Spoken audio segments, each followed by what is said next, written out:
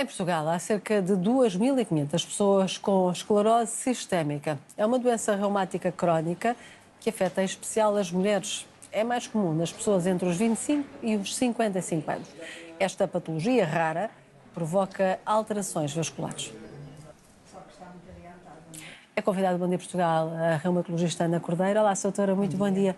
Doutora, uma doença que afeta 2.500 pessoas, é uma doença rara. As pessoas sabem do que é que se trata? Eu penso que até provavelmente muitas estarão subdiagnosticadas. Algumas delas estão de facto registadas e conhecidas. Haverá mais casos, escolhidas noutras especialidades, mas certamente algumas estarão não diagnosticadas, porque um dos sintomas iniciais é muito subvalorizado, que é o fenómeno de Raynaud. O fenómeno de Raynaud é uma resposta exagerada ao frio dos nossos vasos. Esta doença passa sobretudo por 3 fases, explicando assim de uma forma resumida. Há alterações nos vasos sanguíneos, produção de substâncias que os fazem contrair mais, uma resposta exagerada ao frio.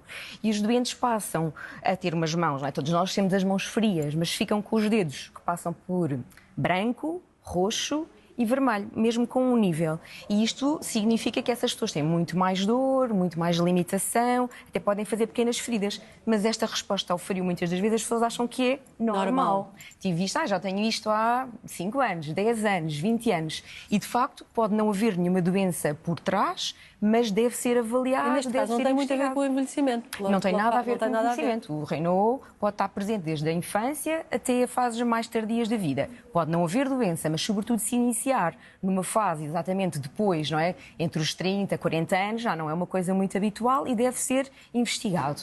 Depois a doença passa por outra fase, que é a fase da inflamação, com alterações no nosso sistema imunitário, em que há portanto, nós temos os anticorpos, não é? Que supostamente nos defendem. Nesta doença há anticorpos que de facto estragam a produção de outras substâncias, a alteração de umas células que são os fibroblastos, a produção de mais tecido, e esse tecido não é um tecido que funcione bem e, portanto, acaba por haver fibrose. Doutora, e então, antes de chegar a esse estado da fibrose, a que é que devemos estar atentos? Há esse sintoma comum do frio, essa reação ao frio, mas o que é que qual será o outro fator que nos pode despertar para que não estamos ali perante uma situação normal? Geralmente é a dificuldade em melhorar, ou seja, quando a pessoa acaba por, sai à rua e está frio, mas tem dificuldade a aquecer, os dedos permanecem com alterações da cor durante mais tempo e, sobretudo, com um nível, ou seja, está branco até aqui, mas fica normal, está roxo e tem mais dificuldade em aquecer. E depois o que é que pode acontecer?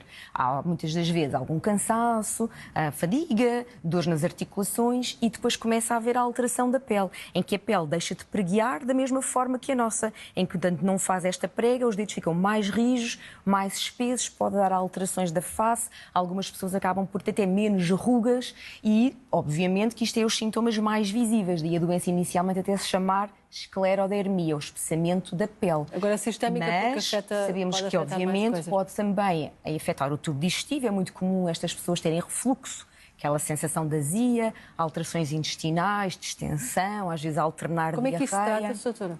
A doença em si? A doença passa por várias fases. Não há cura para esta doença. Não há cura. É uma doença crónica.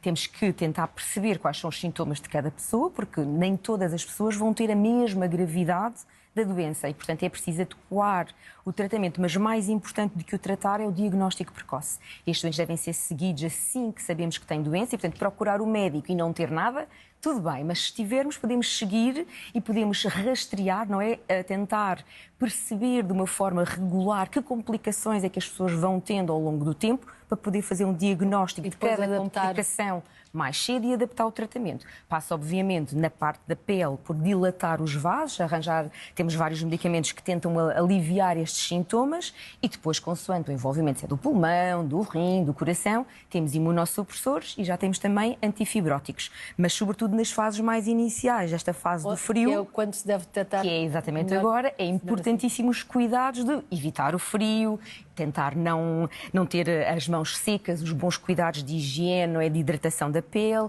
usar luvas nesta altura, evitar estar em contato com água gelada, sobretudo não fumar e, obviamente, consultar o médico caso estes sintomas persistam e não saiba. Já ficou aqui um bom esclarecimento. Doutora, obrigada por ter vindo ao Bom Dia Portugal. Boa semana. Obrigada. Igualmente.